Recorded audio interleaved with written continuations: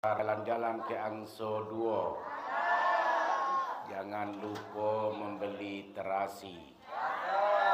Yang jawab salam cuma berdua, saya ulangi sekali lagi. Assalamualaikum warahmatullahi wabarakatuh.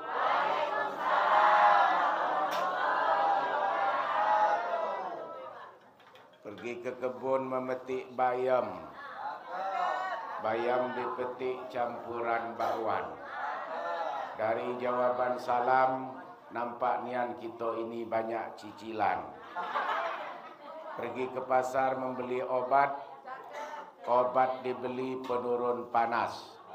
Jawablah salam dengan semangat, biar hutangnya cepat lunas. Yang jawab amin kuat-kuat, tanda-tanda orang banyak hutang.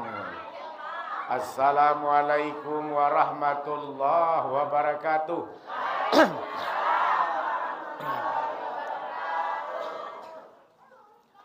Alhamdulillahirabbil alamin. Arsala rasulahu bil huda wa dinil haq liyuzhirahu 'ala dini kullihi wa kafa billahi syahida. Rabbi israh li sadri wa yassir li amri wahlul 'uqdatam min lisani yafqahu qawli. Yang sama kita hormati pengurus Langgar Sukalillah RT 09, 10, 11 Kelurahan Kasang, Jambi Timur.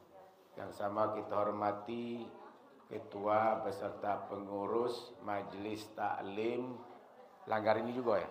Langgar Sukalillah. Alhamdulillah sehat walafiat.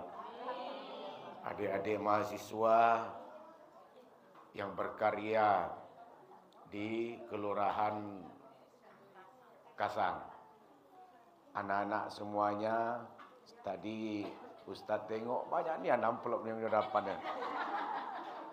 Ada 9 tak amplop itu? Coba itu. Hah? 9 ya? No, 9. Ada 9 amplop per orang. Saya dalam hati saya luar biasa Kelurahan Kasang ini. Berlomba-lomba setiap orang, saya kira sekok yang megang amplop itu. Saya tengok ibu itu pegang amplop sekepok, yang itu pegang pula amplop sekepok, ketua pegang pula sekepok, pengurus mas Langgar pegang pula 2 kepok, 3 kepok. 3 Pak dah. 3 kepok, berarti 3 orang itu yang punya tu. Wah, subhanallah, berarti 9 tu 9 orang yang punya. Luar biasa. Antusiasnya untuk berbagi. Ya. Alhamdulillah. Pertama kita bersyukur kepada Allah dengan mengucapkan alhamdulillah wa syukurillah. Berselawat kita kepada Rasulullah, Allahumma salli ala Sayyidina Muhammad wa ala ali Sayyidina Muhammad. Mohon maaf, saya lagi tak enak badan. Coba nak ngenselkan tak enak. Lah demam, baru 2 hari lah demam. Mulut saya pahit, badan kurang fit. Yang penting, karena sudah berjanji, tetaplah saya langkah-langkahin baik. Ya, kalau ada kekurangan dikit-dikit, mohon maaf. Nah, ya, pertama, bulan Muharram ini adalah bulan yang mana kita muhasabah diri. Masuk 1447 Hijriah, berarti usia kita itu telah ditambah.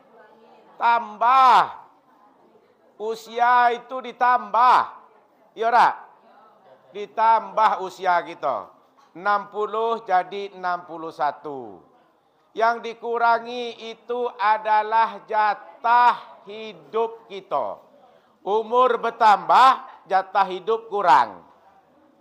Rasulullah sallallahu alaihi wasallam usia beliau itu 63 tahun wafat. Pak pengurus Langgar mana Pak Ketua? Pak Ketua berapa umur kini? Nah, ini lewat nian itu. Lah melewati daripada usianya Rasulullah sallallahu alaihi wasallam. Inilah yang dikatakan dengan khairukum man tola umuruhu wa hasuna amaluhu. Engkau yang Allah panjangkan usia dan umurnya, dengan usia yang panjang tadi ia perbuatkan untuk kebaikan, itulah sebaik-baiknya manusia. Berarti kita yang dipanjangkan usia sampai 70 tahun tadi, itu kita ucapkan alhamdulillah wa syukurillah. Allah telah memberikan bonus yang sangat panjang kepada orang tersebut. Karena Rasulullah itu 63 tahun. Waktu Rasulullah masuk usia 63 tahun, Rasulullah itu sakit yang sangat parah. Lah, sakit yang sangat parah, jangankan tegak, duduk pedak lagi kuat. Cuma bisa terbaring di tempat tidurnya. Biasanya kalau Rasulullah sallallahu alaihi wasallam itu sakit, masih bisa dia duduk, masih bisa dia jalan. Kalau anak beliau yang bernama Fatimah itu masuk ke kamarnya Rasulullah, selalu dipeluk sama Rasulullah sallallahu alaihi wasallam. Tapi suatu ketika Fatimah waktu itu masuk ke kamarnya Rasulullah, Rasulullah itu sangat sakit, sangat parah. Rasulullah tak bisa lagi duduk dan terbaring, berdiri. Apa kata Rasulullah? Titipkan salam, dibisikkannya ke telinganya Fatimah radhiyallahu anha. Anaknya Rasulullah itu berapa orang tuh? Berapa orang? Anaknya Rasulullah berapa orang? 7. Berapa? Siapa yang tahu anaknya Rasulullah berapa orang? Ini, adik-adik semuanya ini. Ada udah duit 50.000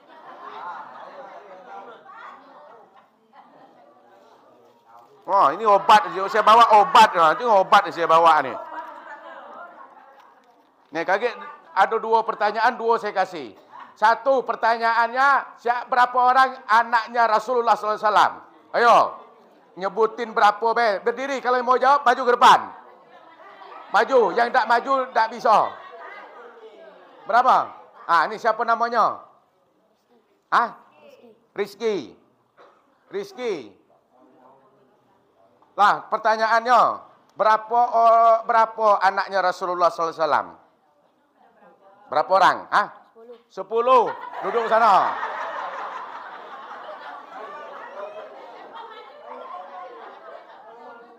Siapa nyuruh maju? Ayolah, jawab ya. Berapa orang anaknya Rasulullah?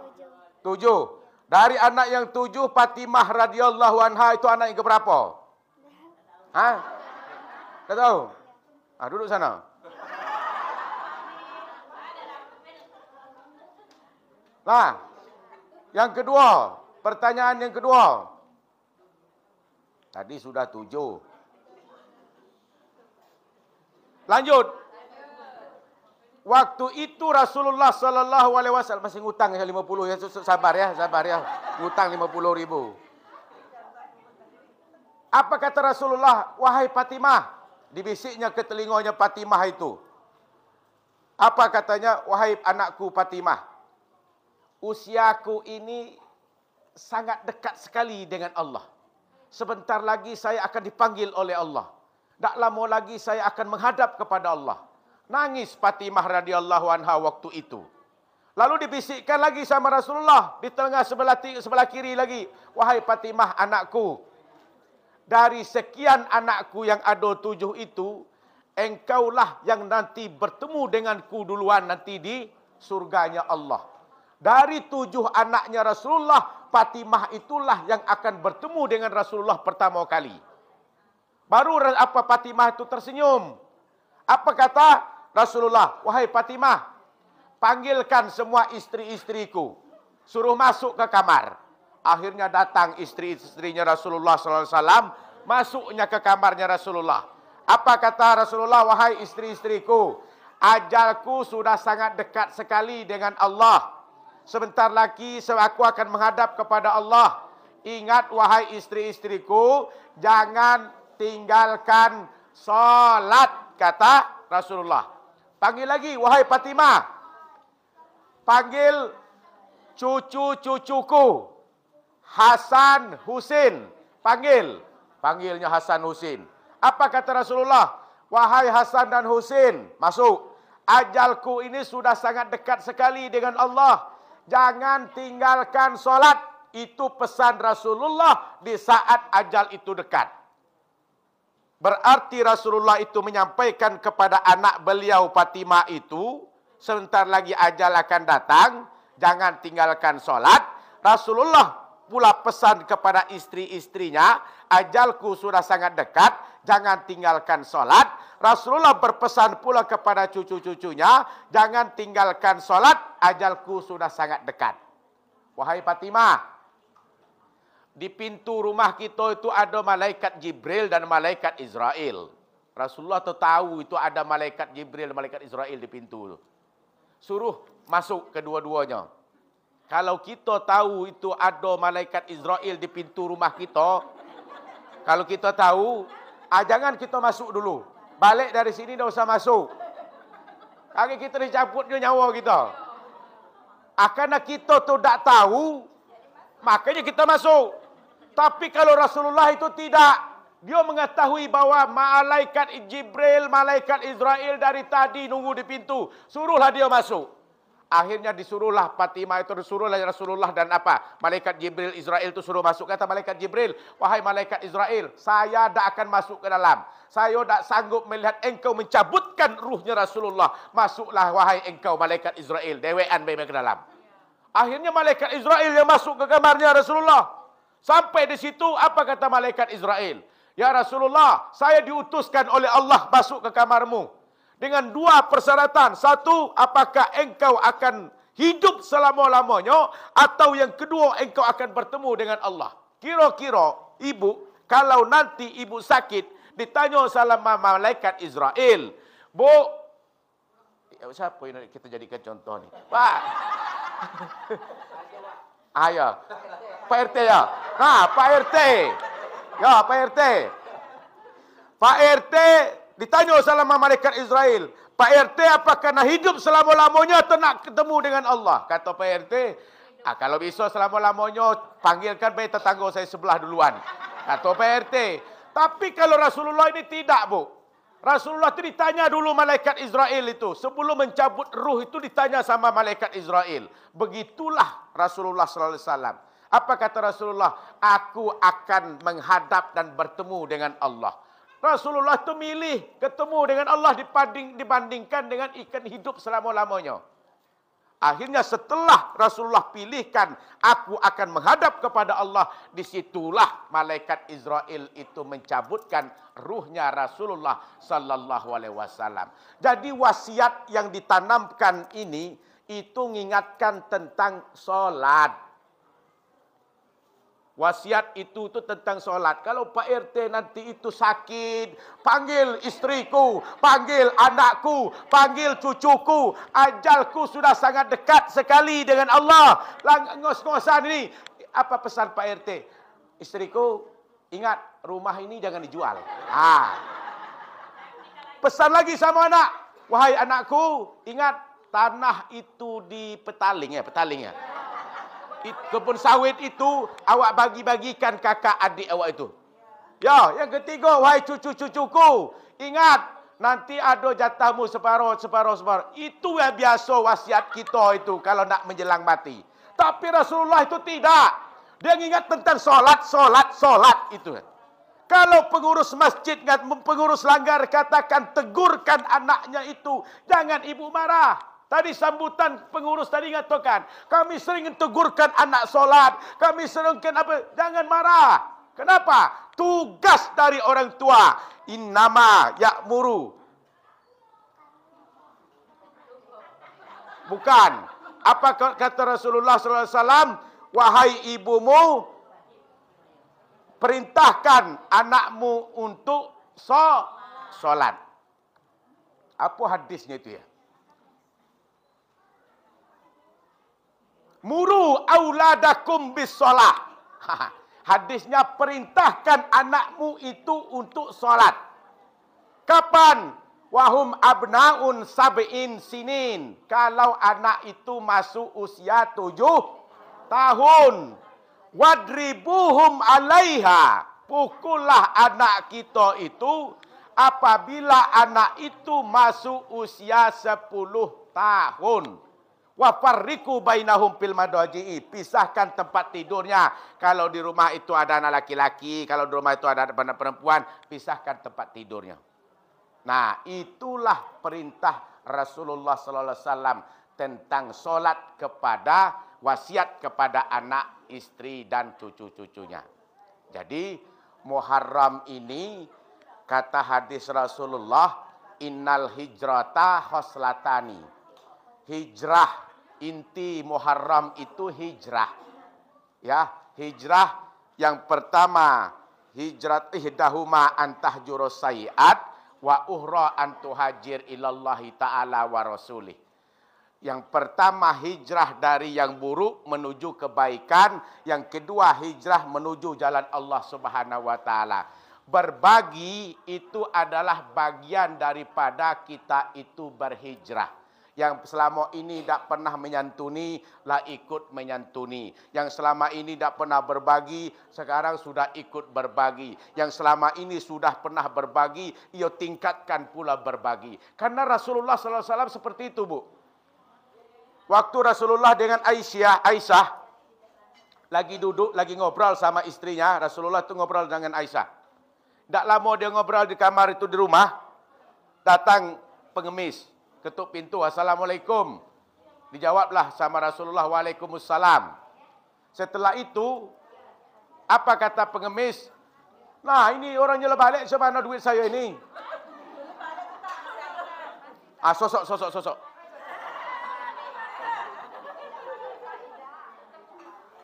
Belum balik? Yang itu balik? Hanya masih ngajar. Nih.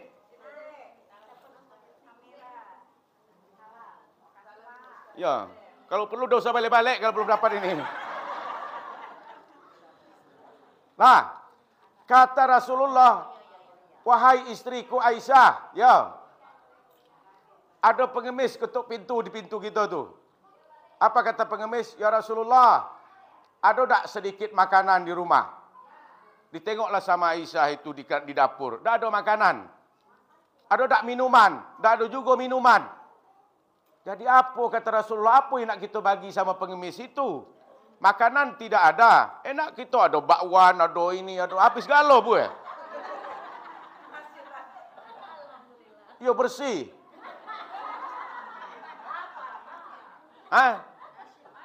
Makanya tas-tas ibu majlis taklim itu besar-besar itu gunanya. Pertama untuk sejadah, untuk mukena. Yang kedua untuk masukkan kalau bisa ada apa kuih-kuih masuk-masuk dalam tas. Ya. Tak. Ya dihabisin maksud itu guna tu. Dikasihkan untuk dimakan. Ya ibu makanlah. Ya, tak masalah. Jadi apa kata Rasulullah? Ditengok di dapur, tak ada makanan, Bu. Dikasih minuman, tak juga ada minuman. Apa kata Rasulullah? Wahai istriku, cuba tengok di lemari saya. Ada tak pakaianku yang bagus, yang baik, yang bersih, yang suci. Berikan kepada pengemis itu. Diambillah apa itu. Ini untuk saya.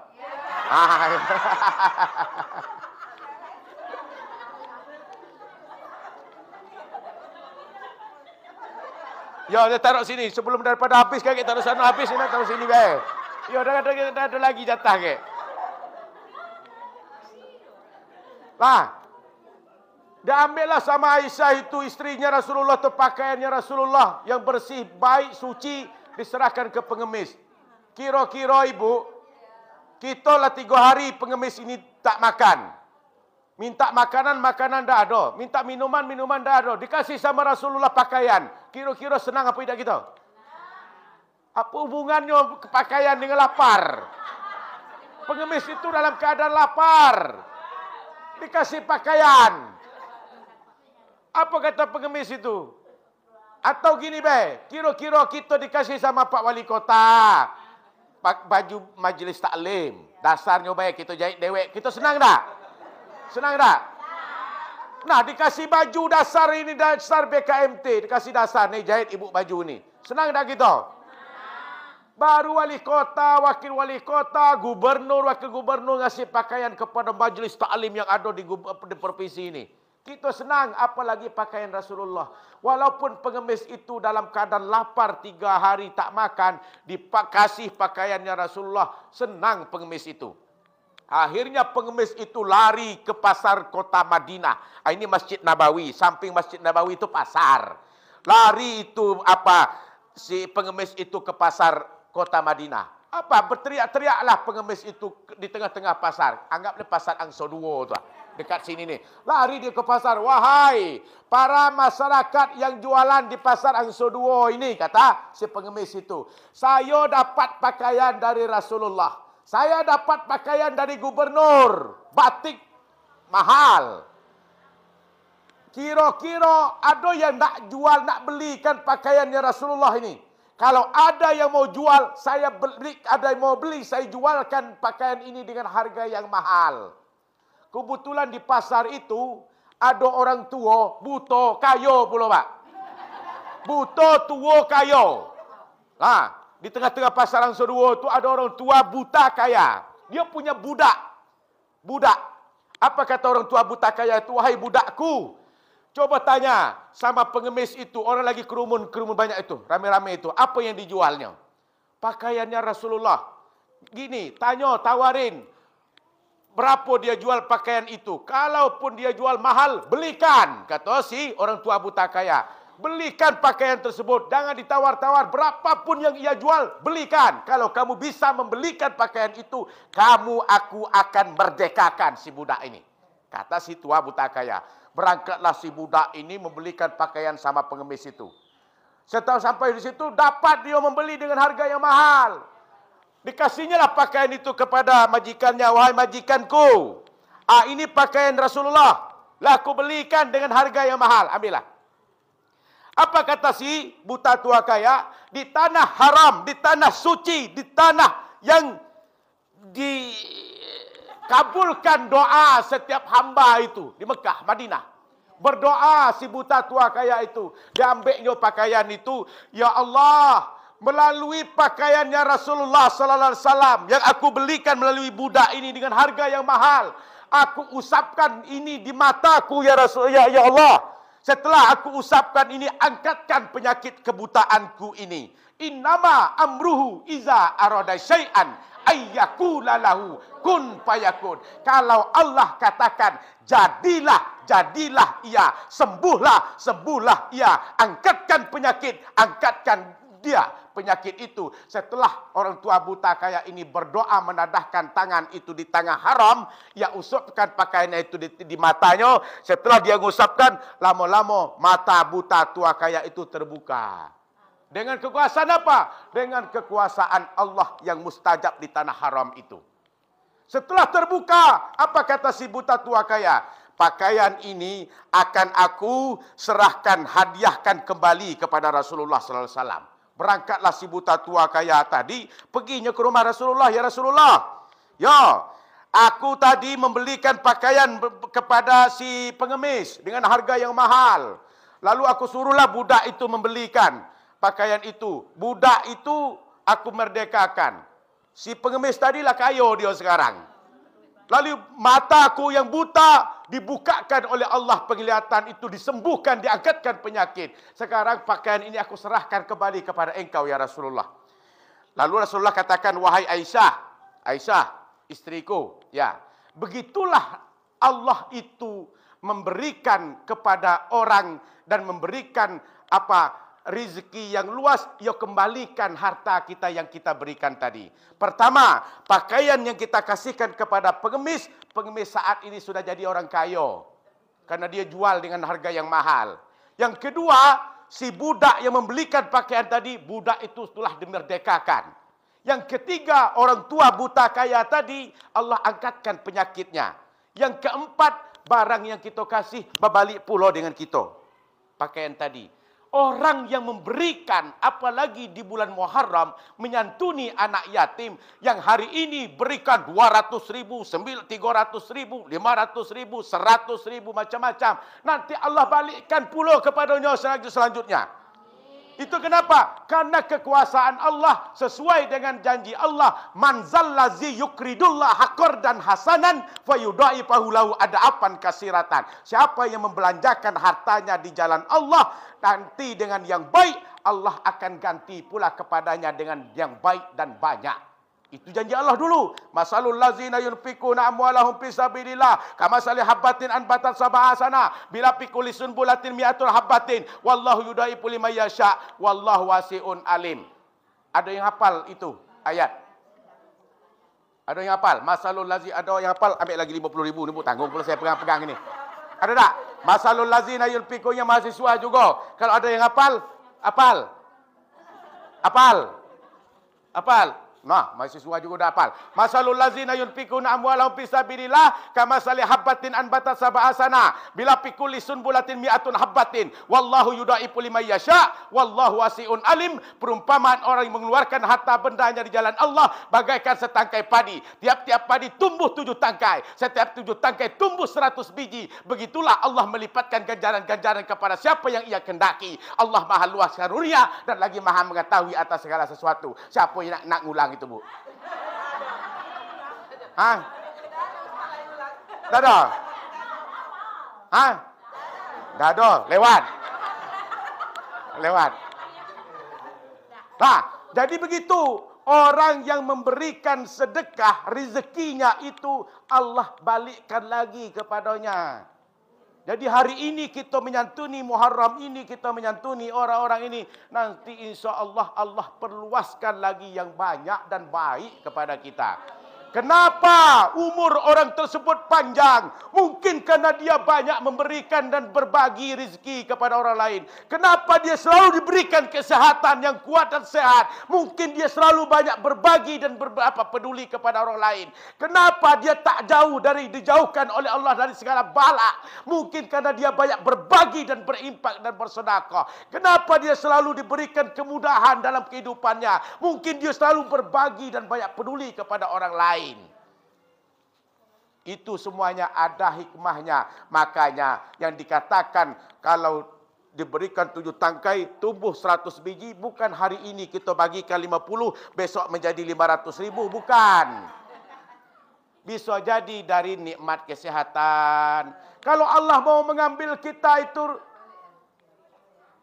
kalau Allah mau ngambil kita itu sebentar, kalau rezeki di duit kita berdoa kepada Allah ya. Ada suatu ketika, jadi orang ini miskin, berdoa kepada Allah. Apa doanya itu? Ya Allah, berikanlah kami kekayaan. Setiap tahun kami ini miskin, terus. Jadi orang kaya setahun jadilah. Ya, itu ada dari suku Badui, suami dan istri itu termenung dia di bawah pohon. Duduk di bawah pohon ini, merenungkan nasibnya. Istriku, wahai suamiku, kenapa kita ini miskin terus ya? Tak pernah kita ini menjadi orang kaya. Coba sekali-sekali kita tu bagaimana menjadi orang yang kaya. Apa kata istrinya? Wahai suamiku, engkau kan dekat dengan Nabi Musa. Nabi Musa kan bisa berkomunikasi langsung dengan Allah. Kenapa tidak kita ke rumah Nabi Musa? Kita minta tolong sama Nabi Musa supaya dia ngomong sama Allah, supaya kita diberikan rezeki yang banyak, harta yang banyak, supaya kita menjadi orang kaya. Baru terbuka pikirannya suaminya ni Pak. Apa katanya? Wahai istriku, iya juga ya. Benar, masukan istriku ini benar juga. Besok kita berangkat ke rumahnya Nabi Musa. Pergi dia ke rumah Nabi Musa. Wahai Nabi Musa, ya, engkau kan dekat dengan Allah. Engkau kan bisa berkomunikasi langsung dengan Allah. Kami minta, kami ini miskin terus, miskin berkepanjangan, tak pernah menjadi orang kaya. Bagaimana merasakan menjadi orang kaya? Kalau saya jangan harap, tidak punya uang, tidak apa, tidak masalah. Saya tetap orang kaya, saya orang Kerinci, kaya terus. Ya, mau dapat duit, saya tetap kaya. Ya, setiap orang jadi orang kaya lah saya ni. Nah, jadi apa kata Nabi Musa? Baik, saya akan coba menghadap kepada Allah, saya akan minta engkau bersuami istri nanti menjadi orang kaya. Setahun jadilah yo. Setahun jadilah yo. Apa kata Nabi Musa? Berkomunikasilah dengan Allah. Ya Allah, Ada suku Badui suami isteri, dia tu setiap tahun bertahun-tahun menjadi orang miskin terus. Tadi dia ngadap kepada saya, coba berikan dia itu rezeki nikmat yang banyak supaya dia bisa menjadi orang kaya. 1 tahun baik jadilah. Nanti lewat 1 tahun, ambil lagi nikmat rezeki kepadanya. Balikkan lagi dia jadi miskin. Yalah, itu perjanjiannya. Ya. Tak lama setelah Nabi Musa itu berkomunikasi, dapat orang tu berdua ini, suami isteri ini berjalan, dapat dia emas batangan sebesar apa? Pinggir jalan. Mungkin cara Allah itu memberikan nikmat rezeki tak disangka-sangka dari segala penjuru. Mungkin itu nikmat dapat emas batangan besar. Mungkin ini cara Allah memberikan. Dijualnya emas itu dapat dia duit banyak. Dengan duit banyak itu macam-macam dia buatlah usahanya. Akhirnya apa? Rumahnya besar, mobilnya banyak, sawahnya banyak, kebunnya banyak. Semua itu jadilah dia orang kaya. Enak juga menjadi orang kaya katanya. Lalu apa kata suaminya? Lah jadi dia orang kaya, banyak harta bendanya. Maka orang suaminya katakan, wahai istriku, kita ini dikasih jatah cuma 1 tahun jadi orang kaya. Ya, untuk apa kita simpan-simpan harta, rumah, banyak sawah, kebun, apa sawit, apa karet, macam-macam. Nanti akan diambil sama Allah. Jatah kita cuma 1 tahun. Jadi macam mana? Kita keluarkan sebagian dari harta benda ini kita berikan kepada siapa? Bantu anak yatim, berikan kepada janda-janda tua, berikan orang-orang miskin, rumah tapis, pesantren, apa yayasan, masjid, langgar, sosial, impak, bersedekah, bantu itu semuanya. Ya, kata istrinya. Akhirnya apa? Lewat 3 tahun. Ya, lewat 3 tahun, masih kaya dia. Lewat 7 tahun, masih juga kaya. Sampai 9 tahun, Nabi Musa komplain kepada Allah. Wahai Allah, itu si miskin yang minta tolong cuma jadi kaya 1 tahun. Kenapa sudah 9 tahun sekarang orangnya masih tetap jadi orang kaya? Kenapa tidak engkau ambilkan hartanya dan kembalikan ke asal menjadi orang miskin? Apa kata Allah? Wahai Musa alaihissalam, aku berikan kepada si miskin itu nikmat rizki. 1 pintu aku berikan. Tapi si miskin tadi mengeluarkan banyak pintu yang ia berikan. Ia bantukan masjid, ia bantukan langgar, rumah tapis, fakir miskin, anak yatim, masjid, yayasan, pesantren, janda-janda tua, sosial. Dia banyak mengeluarkan semua pintu-pintu tadi itu. Padahal saya cuma kasih 1 pintu, dia keluarkan saya banyak pintu. Makanya Allah tetap jagakan keluarga itu menjadi orang kaya. Lalu apa? Ada lagi orang kaya yang diberikan suatu nikmat yang banyak, sudah dapat nikmat yang banyak, tak mau mengeluarkan harta benda itu. Jadi apa? Mudah rezeki yang ia dapat, akhirnya Allah ambilkan itu nikmat rezeki yang banyak tadi itu. Rizki yang Allah berikan banyak, tapi tak mau mengeluarkan, Allah cabut. Melalui apa dia yang cabutkan itu? Melalui penyakit. Ya, melalui penyakit. Diberikan penyakit itu kepada anaknya. Penyakit sebenarnya penyakit itu sedikit. Tidak begitu parah, tapi tak sembuh-sembuh. Masuk dia ke puskesmas, tak sembuh. Masuk ke rumah sakit, tak sembuh. Masuk lagi ke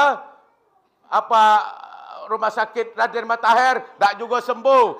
Kirim lagi ke Jakarta, tak sembuh. Balik lagi ke Malaysia, tak sembuh. Akhirnya apa? Habis hartanya. Sawah terjual, rumah terjual, mobil terjual, kebun terjual, semuanya terjual. Habis. Anaknya ini juga tak sembuh-sembuh. Ujung-ujungnya apa? Ibunya yang frustasi.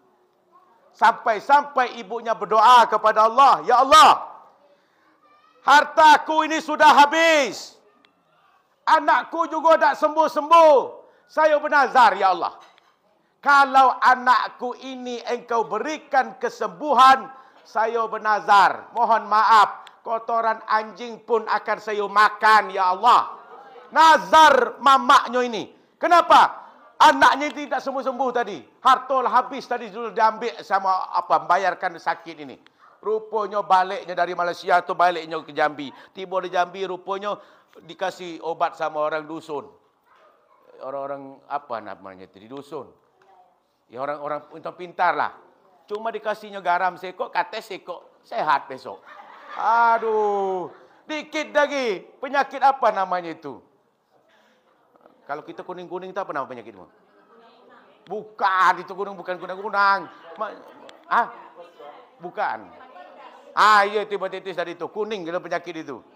Lama berobat sini, berobat sini, berobat sini. Rupanya cara Allah itu menghabiskan harta kita gitu. Cara ambil dikit-dikit, habis harta orang tua keluarga itu. Lah habis. Rupanya balik lagi ke kampung, dikasih garam sekok, kasih kates, sembuh besok. Kenapa? Sudah bernazar. Allah dengarkan nazar mamaknya itu. Kalau anakku sembuh, kotoran anjing pun mohon maaf, itu akan saya makan. Besok sembuh anaknya itu. Ya, sembuh anak ini. Nazar itu wajib ditunaikan. Maka kalau ibu jangan, kalau tak sanggup bernazar, jangan sekali-kali nazar. Nah, kalau tidak dapat ranking 1, kalau dapat ranking 1, beli sepeda unta ya. Sepeda unta. Lah, dapat dia ranking 1, tidak ibu belikan sepeda. Ibu berdosa tu. Nah, jadi apa? Sembuhlah anak ini. Macam mana makan? Saya tak sanggup juga makan kotoran anjing. Ngadaplah ibu ini kepada Rasulullah. Ya Rasulullah, saya ini sudah frustasi ya Rasulullah. Hartaku sudah habis. Anakku diberikan penyakit tak sembuh-sembuh. Sampai kemanapun saya berobat tak sembuh-sembuh. Sampai saya bernazar ya Rasulullah. Apa nazarku? Kalau anakku sehat, aku diberikan anakku diberikan kekuatan. Kotoran anjing pun aku makan. Apa kata Rasulullah? Wahai ibu, makanlah kotoran anjing itu. Saya tak sanggup ya Rasulullah. Kalau tak sanggup, kenapa engkau bernazar? Karena frustasi ya Rasulullah. Okey, baik. Balik kamu ke kampung. Nyampe kamu di kampung, ada komplek kamu tu. Mana komplek kamu? Masuk kamu kampung-kampung itu. Maka saya tanya Ibu Ella, ya. Bisa tak masuk ke musala itu pakai mobil? Tak bisa. Mutar-mutar. Saya tahu nampak itu mic-nya ada, tapi tak bisa masuk saya. Mana yang mutar-mutar saya sini. Ini mutar-mutar. Baik gitu. Asar nak masuk ni. Rupanya masuk ke dalam. Masuklah kata Rasulullah. Kamu masuklah ke kampung itu kakek. Keliling-keliling kamu di kampung itu. Pas hujan lebat nian, kamu tampung air itu dengan baskom tu. Dengan satu syarat. Kamu cari dalam kampung itu ada orang-orang yang dalam rumah itu yang tak pernah solat sama sekali dalam satu keluarga itu. Cari rumah yang dalam satu rumah itu tak pernah solat sama sekali. Ambillah air baskom itu, tampungkan rumah itu. Ini atapnya. Naik ke atap. Datang atap, tampung rumah. Minumlah kamu air itu yang kamu tampung dari atap orang rumah tersebut. Kamu minum, itu sama saja dengan kamu minum kotoran anjing, kata Rasulullah. Berarti orang yang meninggalkan solat, orang yang tidak solat, orang yang tidak mengerjakan kebaikan, sama dengan kita meminumkan, makan kotoran anjing tadi. Begitulah apanya yang disampaikan oleh Rasulullah di saat menunaikan nazar tadi. Assalamualaikum warahmatullahi wabarakatuh.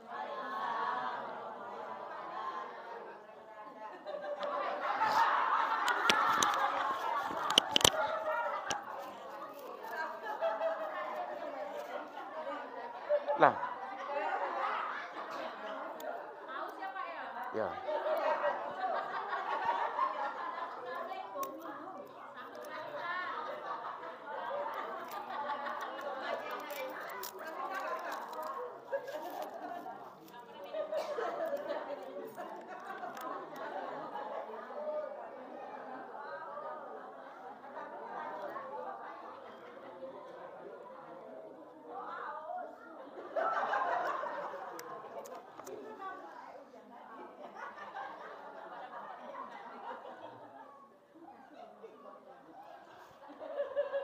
Doa.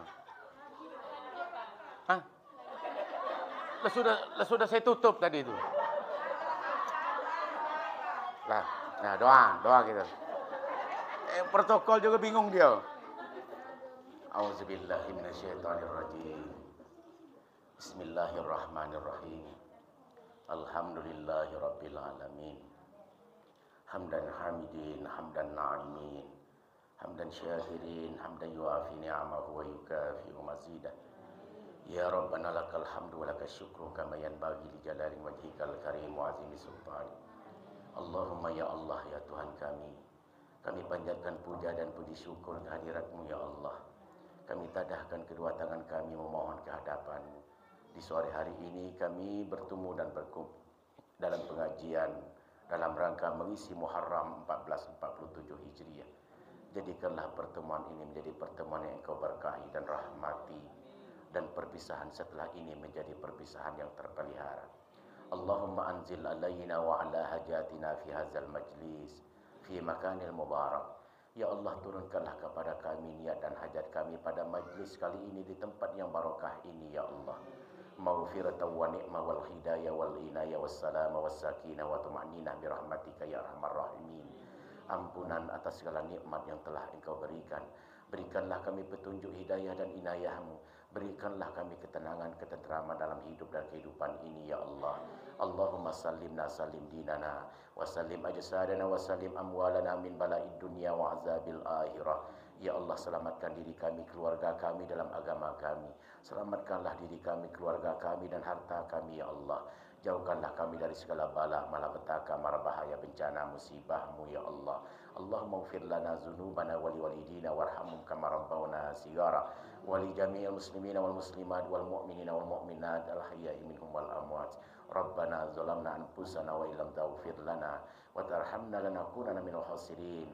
Rabbana atina fid dunya hasanah wa fil akhirati hasanatan wa qina azaban nar. Wa adkhilnal jannata mal abrar ya aziz ya ghaffar ya rabbal alamin. Subhana rabbika rabbil izzati amma yasifun wa salamun alal mursalin walhamdulillahi rabbil alamin. Taqabbalallahu minkum minna wa minkum wa taqabbal ya karim.